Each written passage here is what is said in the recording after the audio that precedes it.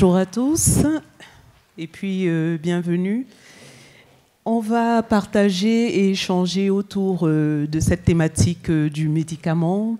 Donc on l'a intitulé « Mieux vivre avec ces médicaments, la prévention au cœur des traitements », mais c'est tout ce qui concerne de façon scientifique l'iatrogénie médicamenteuse. Avant de commencer, je vais me présenter. Donc c'est affiché, Odette Linda Camdem, je suis infirmière de profession et j'ai une spécialisation en éducation et santé publique. Je prépare une thèse en santé publique, mais ce qui nous réunit aujourd'hui, c'est le partage autour de cette thématique de prévention qui, je pense, est important. On va voir ensemble et évoquer ensemble quelques généralités, voir un peu tout ce qui existe en termes de facteurs de risque. Qu'est-ce qui fait qu'on peut être sujet à des interactions médicamenteuses? Et puis surtout, parler des outils et des stratégies qu'on peut avoir pour réduire ces facteurs de risque-là.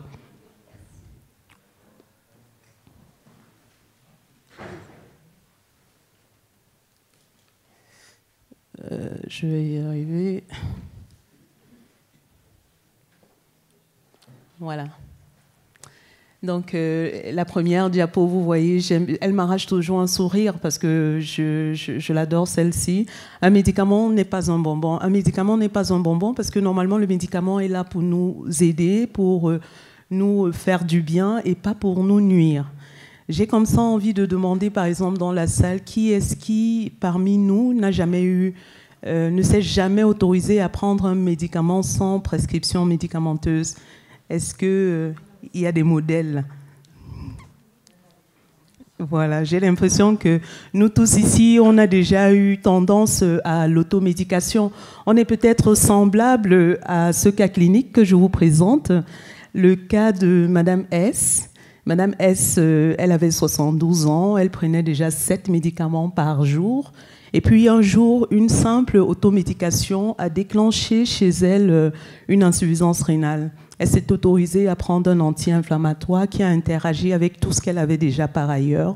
Et puis ça conduit à une insuffisance rénale, quoi. Est-ce qu'on aurait pu éviter cela? C'est en fait la question qu'on se pose.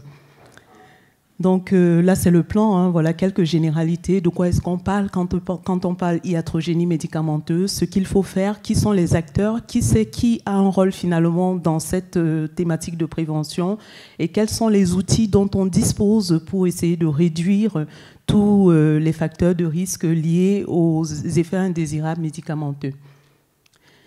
L'iatrogénie médicamenteuse, selon que l'Organisation mondiale de la santé définit, c'est toute réponse néfaste et non recherchée à un médicament survenant à des doses utilisées chez l'homme à des fins de prophylaxie, de diagnostic ou de traitement. C'est très sachant. Pour faire simple, l'iatrogénie médicamenteuse, c'est l'ensemble des effets indésirables que provoque la prise d'un ou de plusieurs médicaments. Et ces effets indésirables surviennent souvent de façon immédiate ou retardée. Alors, ce qu'il faut savoir, c'est qu'il y a de nombreuses raisons qui induisent de faire des interactions médicamenteuses. On va l'aborder ensemble. Il faut savoir également que les personnes au-delà de 65 ans sont le plus à risque. On le verra pourquoi. En 2022, le réseau français des centres régionaux de pharmacovigilance ont quand même relevé environ 200 000 hospitalisations liées aux effets indésirables médicamenteux, ce qui est très, très important. Voilà, on connaît quelles sont les dépenses de santé actuellement, le budget, est-ce que ça passe, est-ce que ça passe pas? Pour un peu au 1er janvier, là, nos cartes vitales n'auraient plus fonctionné, mais on est à l'abri, là, pour le moment. La bonne nouvelle, c'est que les effets indésirables des médicamenteux sont de 50 à 70% évitables. Ils sont évitables parce que on peut tous agir sur l'usage inapproprié. Le respect, en fait, c'est juste le principe du bon usage, quoi, par rapport aux médicaments. Le respect de l'horaire, de la posologie presque, et de toutes les modalités qu'il y a autour de ça. Donc ça, c'est la bonne nouvelle. Et quels sont les facteurs de risque, comme je disais, qui nous prédisposent à faire un effet indésirable lié aux médicaments? L'âge et l'état de santé. Les extrémités de la vie sont très, très exposées. Un enfant chez qui on fait un surdosage, ça ne peut être que fatal. Une personne âgée au-delà de 65 ans, ce qui se passe, c'est qu'avec l'âge, on devient polypathologique. Qui dit polypathologie dit plusieurs médicaments souvent, donc c'est la polymédication. Et donc le risque d'interaction médicamenteuse est encore plus présent. Il faut savoir qu'on parle de polymédication souvent à partir de 3 molécules. Sur Amélie, on dit 5 molécules. Avec 5 molécules, on n'est plus à risque. Mais déjà, à partir de 3, le risque est présent de faire un effet indésirable. L'automédication, on en a parlé. C'est le fait de se servir sans prévenir, sans alerter sur le fait qu'on a d'autres médicaments qu'on prend. Et j'ai l'habitude de dire attention à nos pharmacies familiales dans lesquelles on va se servir parce qu'on avait ça en réserve, parce que ça avait marché la précédente fois. Donc il faut toujours ne pas hésiter à prendre conseil et à prendre conseil auprès du professionnel adapté. Les médecins traitants, ils sont très, très, très, très pris, mais le pharmacien peut nous conseiller. Et toujours concernant les pharmacies familiales, ce qui marche pour mon mari ne marchera pas forcément pour moi. Ce qui marche pour ma sœur ne marchera pas forcément pour moi. D'où la nécessité de se renseigner et de se renseigner à la personne adaptée. Je parle également, alors la liste elle est elle n'est pas exhaustive, hein, on peut en rajouter. Mais j'ai fait sortir un peu les éléments les plus importants et les plus saillants quand il y a des effets indésirables liés aux médicaments. La mauvaise coordination du parcours de soins. Ça, c'est ce qui arrive quand il y a quand il y a une transition d'un état sanitaire à un autre. Un patient qui vivait à domicile et puis qui va être hospitalisé, vice-versa. Un patient qui était dans une clinique, puis qui passe dans un service de rééducation. Bon, en général, d'une institution sanitaire à une autre institution sanitaire, le risque est amoindri. Mais dans ce qui est de la transition domicile-hôpital, hôpital-domicile, il y a souvent des loupés.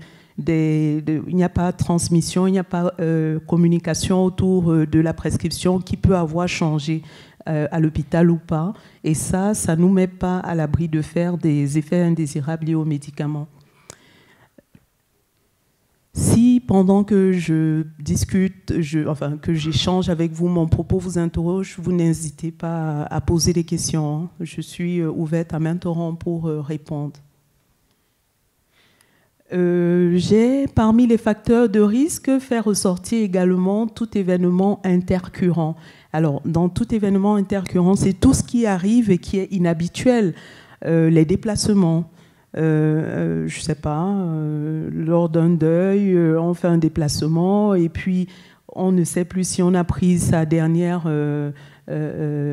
si on a avalé sa dernière prise de médicaments, est-ce qu'on a pris, est-ce qu'on n'a pas pris? Et finalement, quand le doute persiste, on a souvent envie de reprendre. Donc, risque de doublon et donc risque de surdosage. Je parle également des événements intercurrents comme la fièvre. La fièvre déstabilise et peut favoriser la survenue d'un effet indésirable. La déshydratation. En été, certains médecins viennent souvent à réajuster les posologies de médicaments à cause des fortes chaleurs et des organismes qui vont moins supporter, quoi. Jusque-là, est-ce que ça vous... On va passer à la slide suivante. Donc ça, si vous voulez, c'est le résumé de ce que j'ai dit oralement, hein. Polypathologie et polymédication, mais ça va ensemble. Donc il y a véritablement besoin de renforcer et de discuter avec les patients. Mais on va parler de tout ça dans un petit moment. On va vous proposer les outils qui permettent en fait de réduire et de devenir acteur finalement de sa santé. C'est pas parce qu'on a une infirmière qui passe à domicile qu'on se laisse aller. C'est pas parce que comment je vais dire ça. Enfin, il faut être regardant et agir soi-même. Le médecin prescrit, la pharmacie délivre, mais c'est nous finalement qui faisons l'action de prendre et d'avaler ou de ne pas avaler. C'est nous qui faisons l'action de décaler un horaire ou de ne pas décaler. Donc l'idée, c'est véritablement d'être acteur principal de cette prise en charge-là et de ce suivi par rapport aux médicaments. Alors, comme je disais, la bonne nouvelle, c'est que 50 à 70% de ces effets indésirables sont évitables. Et donc, c'est évitable parce que il y a des solutions. Ça passe par la prévention, la coordination. J'ai présenté ça sous forme de pyramide, mais il n'y a pas de hiérarchie. Hein. Ça pouvait être un cercle, ça pouvait être un carré. Alors, prévenir et coordonner. Prévenir, c'est faire l'éducation thérapeutique du patient. L'éducation thérapeutique du patient, c'est un gros mot pour dire donner les outils au patient pour le rendre autonome finalement. Le rendre autonome, c'est donner les outils au patient, mais parfois à son entourage, quand il existe, parce que malheureusement, beaucoup de situations montrent que les patients se retrouvent aujourd'hui en isolement. Donc, leur donner les outils, ça passe par est-ce que vous savez pourquoi vous prenez ce traitement, quel rôle a-t-il? Et donc, du coup, il est facile de dire ah, je prends un diurétique, normalement, je devrais mieux drainer. Là, j'ai mes œdèmes qui persistent. Ce sont des éléments très simples d'alerte et de surveillance. Donc, c'est savoir pourquoi je prends un tel médicament, quel rôle ça a dans mon organisme. Il faut éviter le langage « Ah, mon médicament rouge, je ne l'ai pas pris aujourd'hui, ma pilule bleue », parce que ça ne marche pas comme ça. D'un laboratoire à l'autre, le rouge peut devenir blanc, le blanc peut... C'est vraiment être lié au nom du médicament et pourquoi on le prend. Savoir qu'on n'est pas seul. Quand on a des inquiétudes, il y a toujours un professionnel pour nous guider et nous accompagner en cela. La coordination des parcours de soins, finalement, c'est cette collaboration-là que je disais entre les équipes. Moi, je sais que dans mon exercice, quand j'ai un patient qui va à l'hôpital pour une durée de séjour importante, je n'hésite pas à appeler pour prendre des nouvelles, à laisser mon numéro de téléphone pour dire s'il y a un besoin, vous n'hésitez pas à nous communiquer. Ça fait que quand la personne revient à son domicile, si les ordonnances n'ont pas suivi, il est facile de remonter et de savoir un peu est-ce qu'il y a eu une modification de thérapeutique. Et aujourd'hui aussi, je conseille souvent les patients à noter dans leur portefeuille qui c'est leur infirmier, s'ils en ont, et s'ils n'en ont pas, on leur en trouvera un. Mais dans l'idée, c'est qu'il y ait toujours cette continuité, ce maintien dans le suivi du patient, quoi. La surveillance clinique et biologique, c'est ce que je disais, à partir du moment où on sait pourquoi on prend un médicament, on peut encore mieux se surveiller cliniquement. Je prends quel est le médicament là je prends un laxatif pour la constipation. Si je reste ballonné, je vais en parler. Je ne garde pas ça pour moi parce qu'il y a toujours les niveaux de surveillance sont différents. Le médecin, tiens, ça fait un tel moment, j'ai pas eu de prise de sang. Rappeler, mais dans l'idée, c'est d'être soi-même acteur de cette prise de cette prise en charge.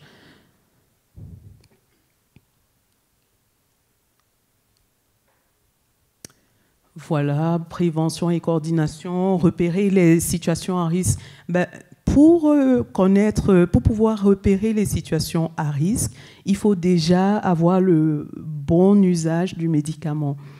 Alors, repérer les situations à risque, c'est tout événement qui va être inhabituel, alors même que souvent tout se passe bien.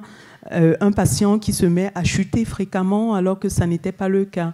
Un patient qui a l'habitude d'être levé quand on arrive à son domicile et puis qui un matin est couché. Bon, on interroge souvent dans l'interrogatoire, il a pris un peu plus tard, il a décalé sa prise de somnifère et du coup ça décale. Il chute, il a décalé sa prise de somnifère aussi.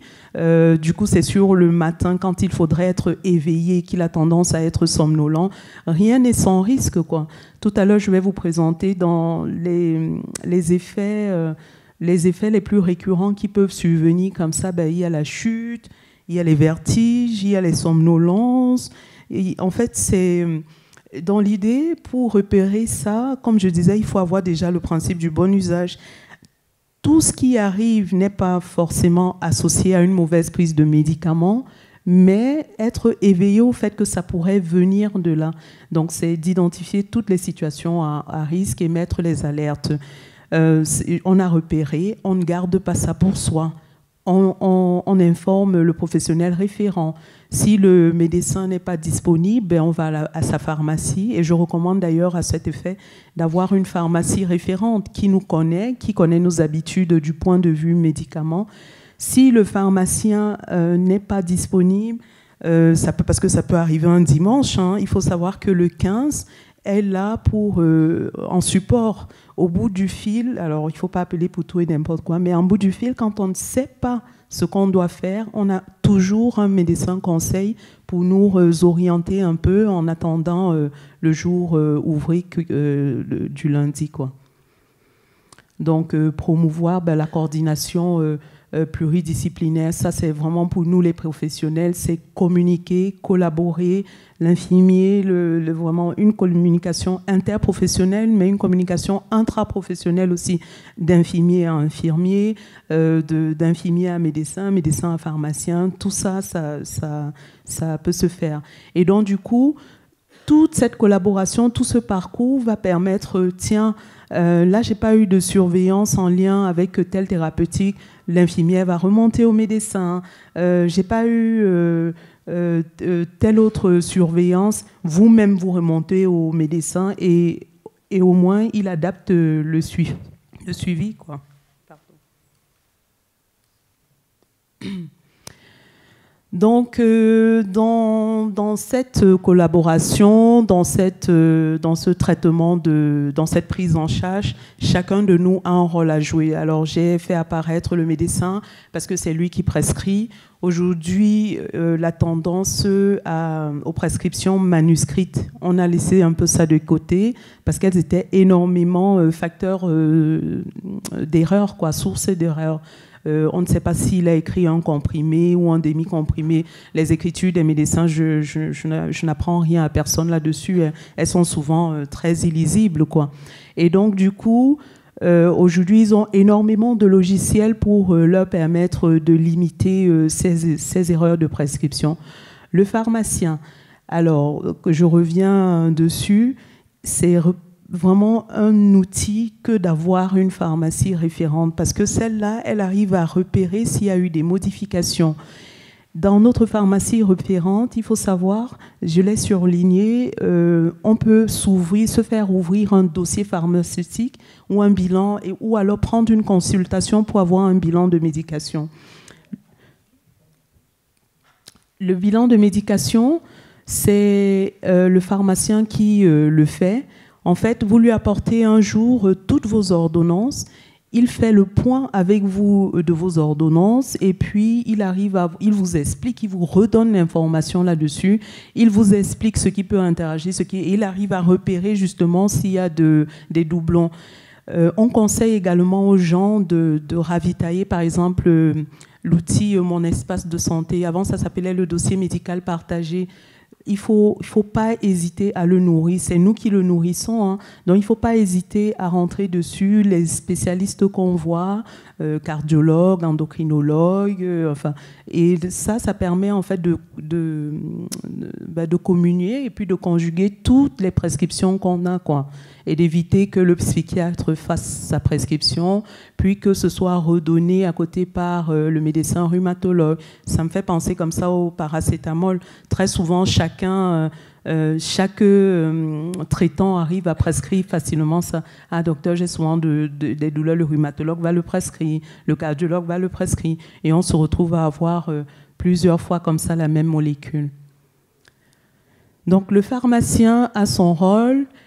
J'ai parlé de mon espace santé. Autrefois, ça s'appelait le dossier médical. Et sur notre carte vitale, on avait une petite vignette qui permettait de reconnaître si on l'avait créé, ce dossier. Aujourd'hui, c'est mon espace santé. Ça, c'est plutôt numérique. Normalement, chacun de nous a reçu l'écho ça date déjà, pour valider l'ouverture de ce dossier médical numérique. C'est un gros avantage parce que en cas de déplacement, enfin, tout le monde ne sort pas souvent avec sa carte vitale ou avec ses ordonnances, quoi. Mais quand vous avez ouvert un truc comme ça avec vos noms et vos identifiants, on arrive à voir qui est-ce que vous avez comme spécialiste et donc du coup à voir quelle est votre histoire médicale. On arrive à voir un peu quels sont s'il y a des allergies, ça peut être inscrit si vous avez nourri votre dossier. On arrive à nourrir tout ça et puis à vous prendre plus facilement en charge. Le rôle des infirmiers, moi en tant qu'infirmière, j'ai fait un beau petit laïus là-dessus. Voilà, c'est un rôle clé, quoi, un rôle clé. La proximité avec le patient, c'est souvent nous qui le voit en premier, mais pas que nous, hein. Il y a des aides-soignants en domicile. C'est souvent nous qui le voit en premier. Nous, les infirmiers, on arrive à faire le lien avec les autres professionnels de santé. On aide à mettre en œuvre les prescriptions comme il se doit. À domicile, on s'aide souvent du pilulier, quoi, du pilulier. Alors, moi, j'ai une pratique. À domicile, je ne fais pas tout pour le patient. Quand il peut faire, je le laisse faire. L'idée, c'est qu'il reste autonome. Mais c'est ensemble qu'on lui montre, voilà, tel médicament, c'est pour ça. Ça fait que le jour où l'infirmière a rempli, parce que l'erreur est humaine, a rempli en omettant un médicament, lui sait repérer que, ah là, il m'en manque un tel. Et donc, ensemble, on revoit un peu ce qu'il faut, quoi. Le pilulier, ça aide aussi en situation de déplacement, hein. C'est une bonne aide pour ne pas oublier les médicaments. Donc, l'infirmière va renforcer auprès les compétences du patient, échanger avec lui, échanger avec la famille. Et souvent, l'entourage n'est pas compréhensif ou alors l'entourage veut être trop aidant. On a toutes les situations à domicile. Mais il est question justement de mettre en place un suivi dans lequel tout le monde va se retrouver et en premier lieu, le patient. Donc, de faire le lien également avec tous les autres professionnels de santé, mais aussi les professionnels qui interviennent parfois au domicile du patient, les aides à domicile, ça ce sont des aides sur lesquelles les infirmiers s'appuient. Et donc nous, ce qu'on évite de faire, c'est de négliger ce que rapporte le patient comme effet indésirable. Voilà, il faut toujours entendre toute plainte. Est-ce qu'elle est récurrente? Surtout quand c'est inhabituel, ça doit alerter tout de suite. Il ne faut pas tomber dans l'habitude. Il ne faut pas... Voilà, c'est souvent ça. Et non, on a des patients qu'on a commencé à prendre en charge qui étaient autonomes, pleinement conscients de ce qu'ils faisaient. Et puis, les erreurs sur le médicament nous permettent souvent de nous rendre compte que, ah tiens, le déclin intellectuel se fait, il oublie plus, voilà, et on remonte ça souvent aux médecins, quoi. Donc, tout événement intercurrent, tout événement inhabituel qui arrive n'est pas forcément lié à l'erreur médicamenteuse, mais il ne faut pas négliger de penser que le vertige de ce matin peut être lié au mauvais usage ou à l'usage inapproprié d'un médicament, quoi. Voilà, donc toute nouvelle plainte, la fatigue inhabituelle, il n'est pas souvent fatigué quand vous le voyez, la confusion inhabituelle, les chutes, il n'y en avait pas avant, il n'y a pas de risque physique qui le prédispose à chuter.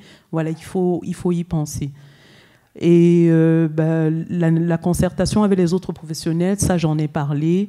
Et puis le patient au centre, c'est de discuter avec lui, renforcer ses compétences. On ne parle pas de médicaments rouges, bleus, jaunes, mais de mon comprimé de mon comprimé de ci ou de ça, quoi. Donc voilà un peu.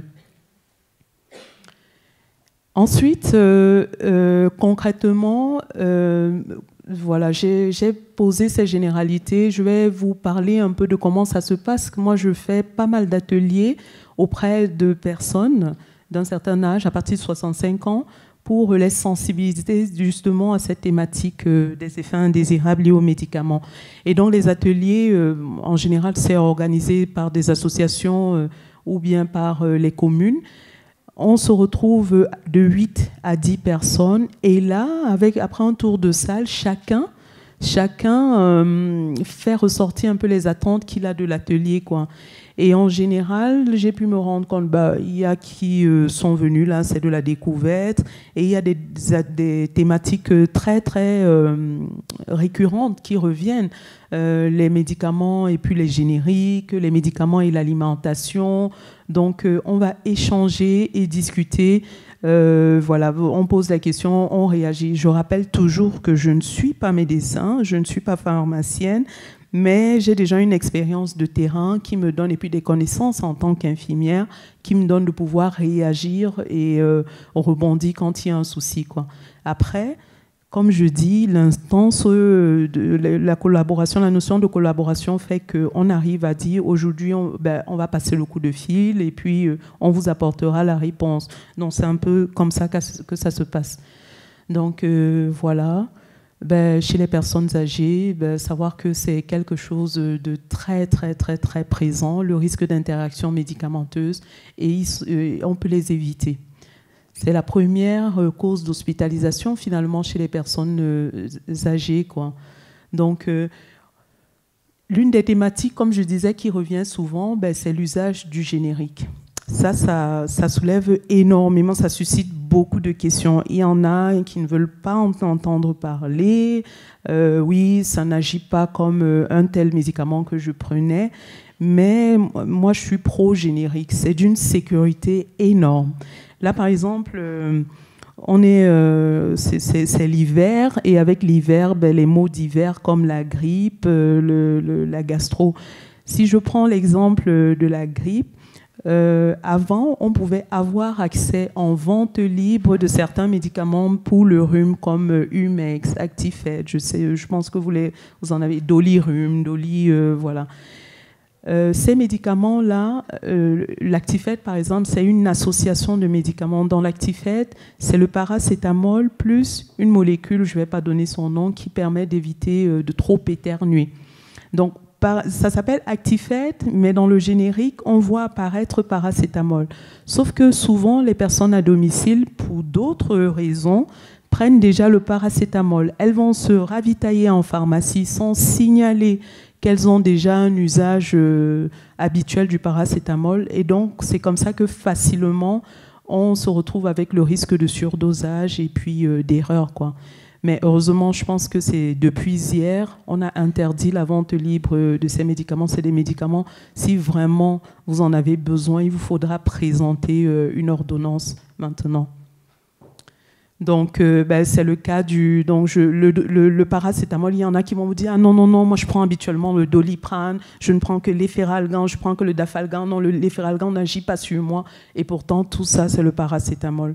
C'est le paracétamol, et vraiment l'usage du générique pour moi est d'un intérêt double. Ça évite les risques d'erreur en termes de surdosage, mais ça permet à tous les autres praticiens de voir tout de suite dans une molécule ce qu'il y a déjà et d'éviter les prescriptions doubles. Donc, une fois de plus, l'éducation du patient. Pourquoi est-ce que je prends tel médicament? J'ai fait exemple, le générique par exemple du Lasix, c'est le furosémide. Le furosémide est souvent très associé, est souvent très, comment on va dire ça? C'est une molécule qu'on rajoute à d'autres médicaments, à d'autres molécules dans le cas de l'hypertension artérielle. Donc ça, pareil, quand on voit la boîte et qu'on sait qu'il y a déjà furosémide plus l'antihypertenseur, ça évite de prescrire en plus un diurétique à côté. Donc ça, vraiment, je suis pro-générique. Je ne travaille pour aucun laboratoire. Il n'y a aucun conflit d'intérêt quand je parle de ça. Mais c'est vraiment pour l'intérêt sécuritaire qu'il y a que j'en parle, quoi.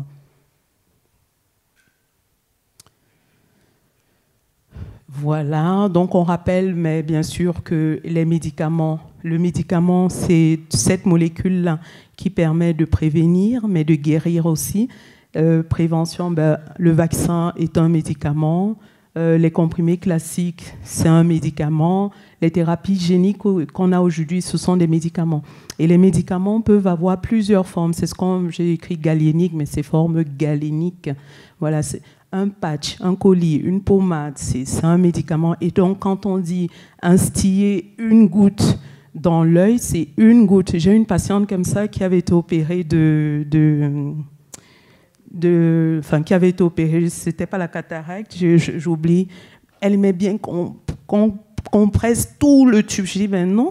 Vous savez, votre canal lacrymal, c'est un petit trou comme ça. Vous aurez mettre tout l'excédent du tube, ça va déborder, ça va couler. Déjà, vous ne le recevrez pas en entier. Et puis, c'est pas une goutte, c'est une goutte. Une goutte dans l'œil gauche, c'est une goutte dans l'œil gauche. Ce n'est pas, ah, ça fait du bien à mon œil gauche, je vais en mettre dans l'œil droit. Non, c'est une goutte. Vraiment respecter juste le principe du bon usage. Les pommades, c'est pareil. Application d'Arnigel 2 fois par jour, c'est 2 fois par jour. C'est pas parce que ça m'a soulagé que le matin, que à midi j'en mets, à 16h jamais. C'est vraiment de respecter la prescription, quoi. 2 fois par jour, c'est 2 fois par jour. Une fois le matin, une fois le soir, c'est ça. Donc c'est vraiment de respecter. Et il y a des médicaments où rigoureusement le médecin marque 8h, 20h.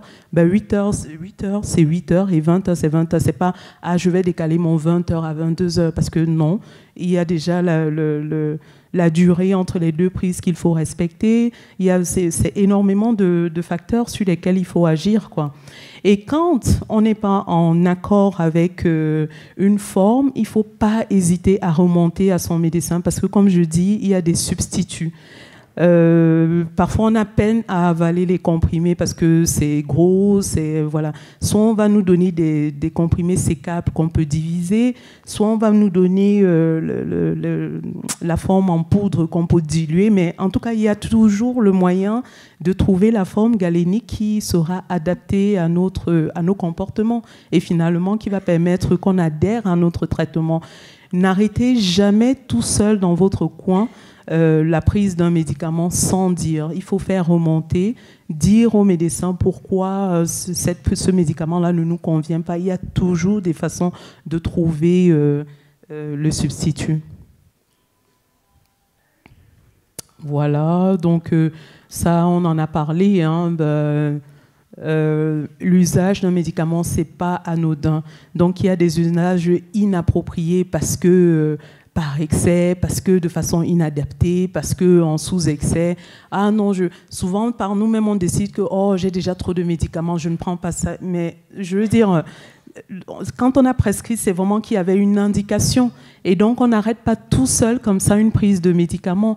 On rediscute avec le prescripteur, on lui dit pourquoi ça ne va pas, et le prescripteur réévalue toujours. Il prend en compte notre âge, il prend en compte, avant ça allait très bien, on n'avait pas de tension, il va rajouter. Il prend en compte le fait que le médicament pour le cholestérol qu'il avait mis en place, on a une hygiène de vie qui fait que notre taux de cholestérol, ils entendent. Le tout, c'est à nous de faire remonter finalement.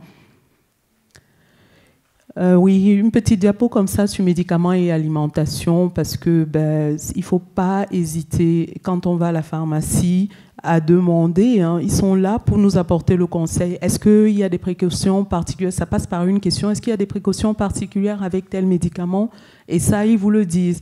Les médicaments comme ça qui demandent souvent des précautions particulières du point de vue alimentation, les AVK, c'est le Coumadine, Préviscan, enfin, on en a souvent pour éviter le risque thromboembolique, quoi. Bien sûr, l'alcool n'aime pas les médicaments, voilà, donc ça, une petite alerte dessus. Quand on prend du fer, il faut faire attention à la prise de thé qui a tendance à diminuer l'absorption du fer. Les gens qui sont souvent sur fer, on leur dit prenez à distance de votre petit déjeuner, simplement parce que le thé peut inactiver l'absorption du fer.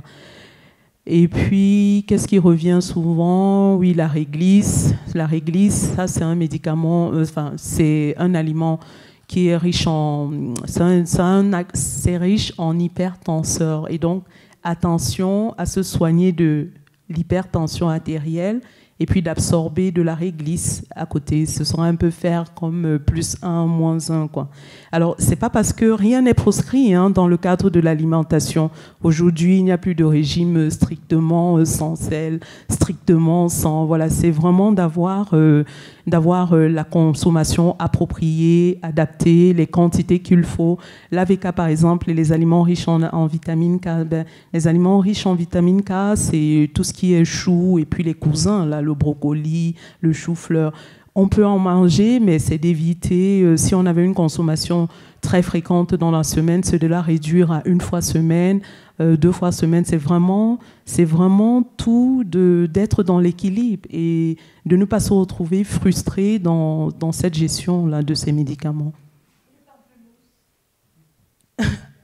Alors, le pamplemousse et les statines, ouais. Le pamplemousse augmenterait en fait l'absorption de... Les statines, c'est tous les médicaments qui agissent un peu sur le cholestérol. Le pamplemousse potentialiserait leur effet dans le corps, quoi. Voilà.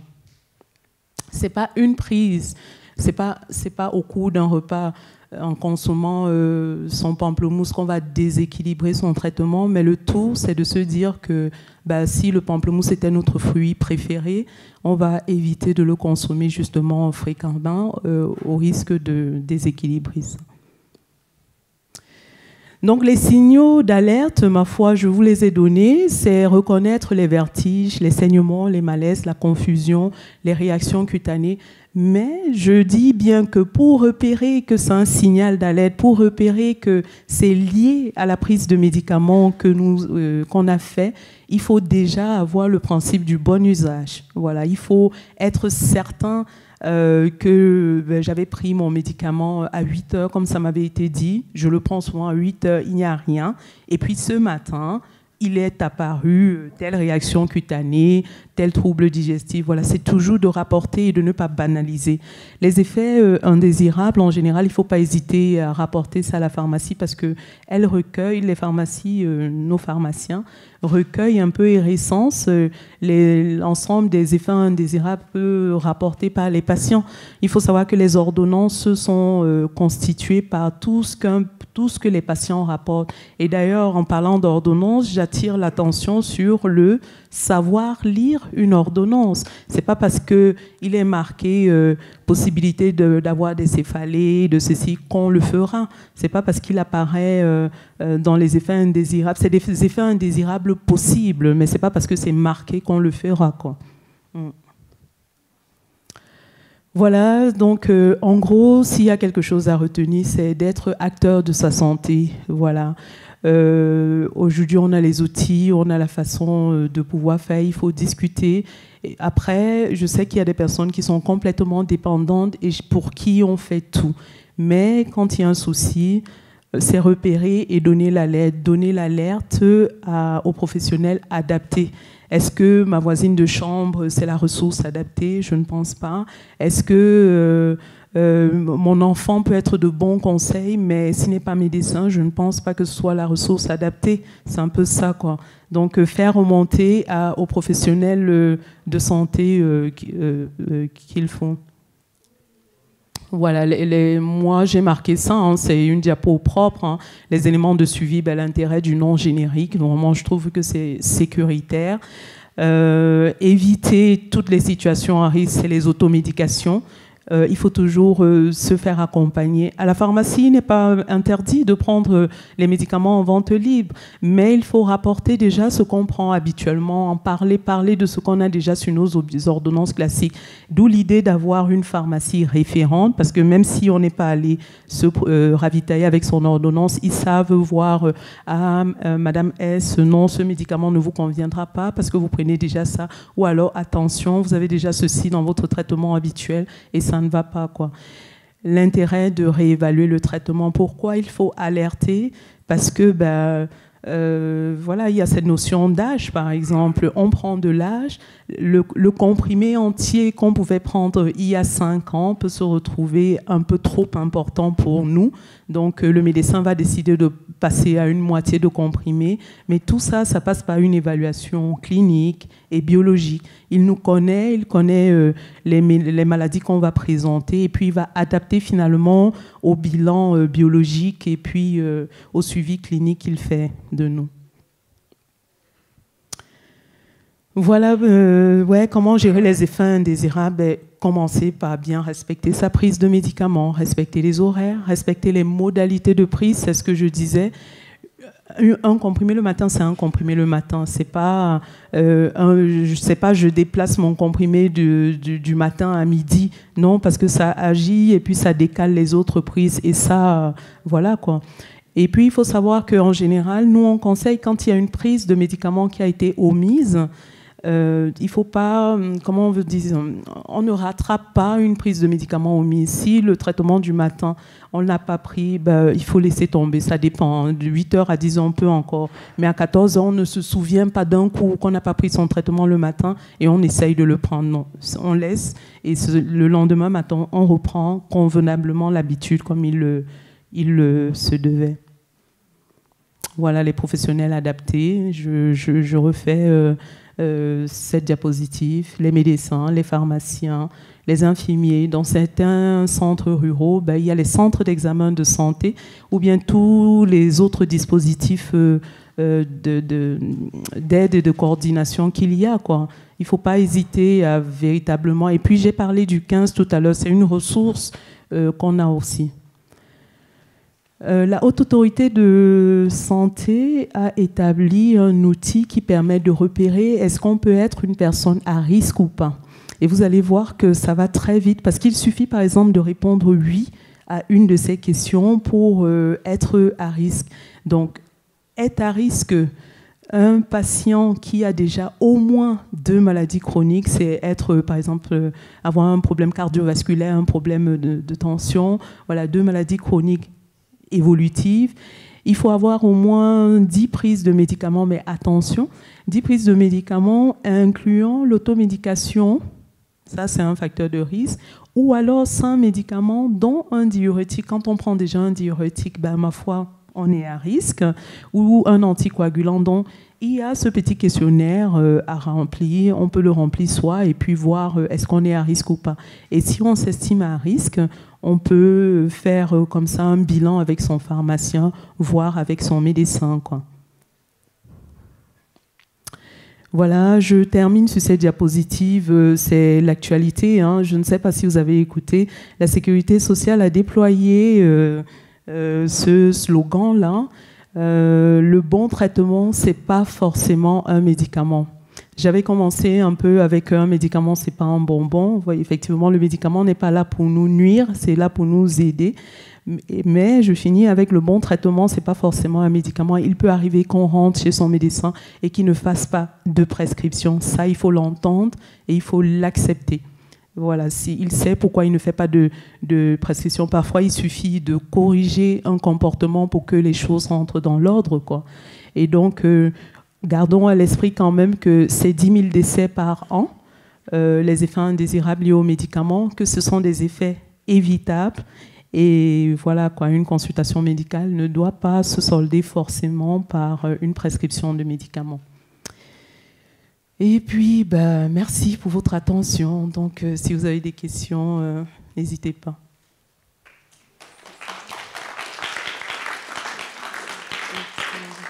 Merci. Vous avez une question? Merci. Il y a des médecins qui prescrivent sur ordonnance de surtout pas donner de médicaments génériques. Enfin, un médicament générique. Pour quelle raison? Je l'ai vécu. Oui, je vois ça. Sur certaines ordonnances, il apparaît le mot non substituable. Oui. De moins en moins, ça se fait. Ça, c'est à une époque où il n'y avait pas encore de recul sur les génériques d'une molécule précise. Hein. Voilà, mais de moins en moins, ça se fait ça. Vous savez, quand on parle d'éducation, c'est chacun de nous, chacun en fonction de ses sensibilités. Je prends un autre exemple qui n'a rien à voir avec le médicament pour vous dire que Le Covid long, par exemple, le Covid long, c'est des symptômes, des séquelles qu'on garde après avoir fait le Covid. Il y a beaucoup de professionnels qui ne sont pas encore dans l'acceptation de ce que ce soit une pathologie qui existe.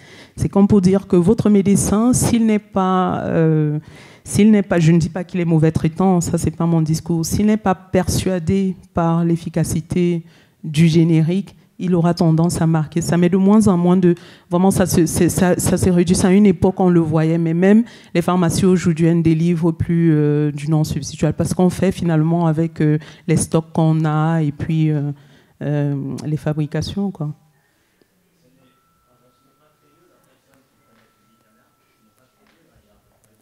Mm-hmm. Non, ça se fait, mais en termes de fréquence, ça va être un cas sur je ne sais pas combien, mais ça se fait encore et c'est très praticien dépendant, quoi. Après, les pharmaciens ne sont pas obligés de mettre Pardon, j'ai le soleil. Les pharmaciens, même si on marque une contre-indication formelle, les pharmaciens ils sont tenus de mettre le générique. Sinon, il faut payer la différence.